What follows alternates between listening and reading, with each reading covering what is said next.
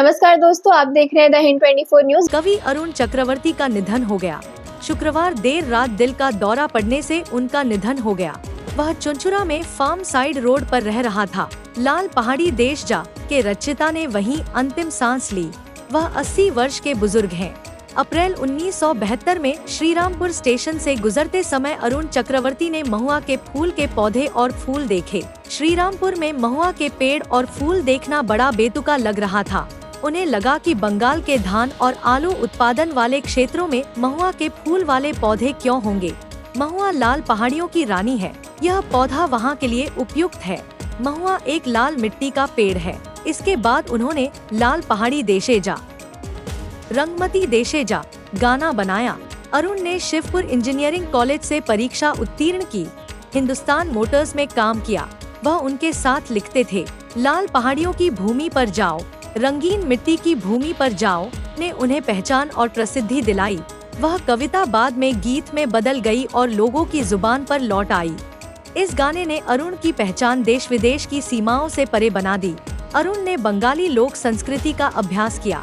आज सुबह करीब 11 बजे उनका पार्थिव शरीर चुनचुरा स्थित रविंद्र भवन लाया गया, जहां समाज के सभी प्रमुख लोगों ने उनके अंतिम दर्शन किए।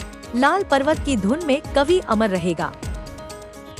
কি বলবো যে জেলার সাংস্কৃতিক জগতের এক নক্ষত্র পতন হলো। আমি হারালাম আমার অভিভাবককে। তিনি আমার কাব্যগ্রন্থের ভূমিকা লিখেছেন।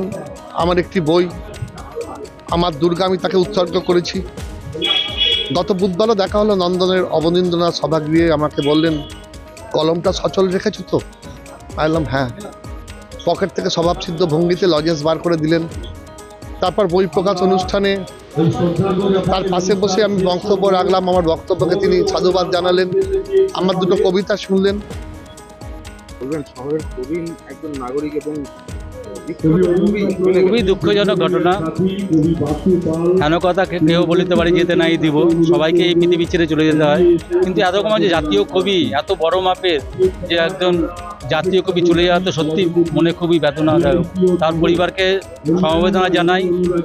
তবে আরও একটু যদি উনি বেঁচে থাকাকালীন যদি একটু রাজ্য সরকার থেকে স্বীকৃতি পেত বা একটু সম্মান পেত, তাহলে চুরিদবাসী হিসেবে আমরা গর্ববোধ করতাম। কিন্তু সেই মৃত্যুকালেও সেই সম্মানটুকু পেল না। খুব বড় মাপের কোনো সেরকম রাজ্য সরকারের কোনো লোককে, জনপ্রতিনিধি বা বড় নেতাকে। হ্যাঁ, এটা খুব দুঃখের বেদনার। একটা ভালো মানুষ একজন চলে গেল এবং হুগলি চুঁচুড়ার তো ক্ষতি হলোই, হুগলি জেলার ক্ষতি হলো এবং সার্বিকভাবে সংস্কৃতি জগতের একজন নক্ষত্র চলে গেলেন। সহজ সরল, সকলের সঙ্গে মিশতে পারতেন এবং প্রতিটা অনুষ্ঠান উনি অ্যাটেন্ড করতেন। না অ্যাটেন্ড করতে পারলে উনি বলে দিতেন যে কেন আমি যেতে পারছি না। একজন ভদ্র মানুষ এবং সব সময় সমাজের বন্ধু, সমাজের পাশে। এই অরুণদা আজকে কিছু না হলো অন্তত 20 বৎসর ধরে ওনার সঙ্গে আমার পরিচয়। আজকে বলতে কথা গলা জড়িয়ে যাচ্ছে। যাই হোক, অফিস একটা কাজে এসে আমি সত্যি মর্মাহত ওনাকে দেখে। প্রতি বছর ওনার সঙ্গে আমি একসঙ্গে মিট করেছি, একসঙ্গে রাত কেটেছি, একসঙ্গে ঘুমিয়েছি শান্তিনিকেতনে জয়দেবে। গত বছরও এখানে লিচু বাগানে উনি এসছেন। ওনার পকেটে সবসময় লজেন্স ভরা থাকতো। পরিচিত সকলকে উনি লজেন্স চকলেট দাদু বলে বিখ্যাত। একদম বলবেন আজকে তিনি নেই। খুব কষ্ট লাগছে। যখন আমি প্রথম ফোনটা পেলাম তো সত্যি খুব কষ্ট লাগছে। কথাটা শুনে প্রথমত আমি বিশ্বাস করিনি। তারপর যখন আমি জানতে পারলাম এবং সোশ্যাল মিডিয়াতেও দেখলাম, শুধু চকলেট দাদু না, মানে উনি সস্নেহে সকলকে এত আপন করে নিতেন। আর প্রণাম করলে উনি বড় ছোট। একটা নক্ষত্র পতন আমাদের কাছে সবচেয়ে বড় কথা। উনি একজন ইঞ্জিনিয়ার হয়েও এত মানুষের কাছে মানুষ ছিলেন এবং তার কবিতা, গান, লেখা এবং বাউলের প্রতি তার আন্তরিকতা, ভালোবাসা এবং সর্বস্তরের মানুষের সাথে তার মেলামেশা এবং তাদের দেখা হলে একটা চকলেট দিত।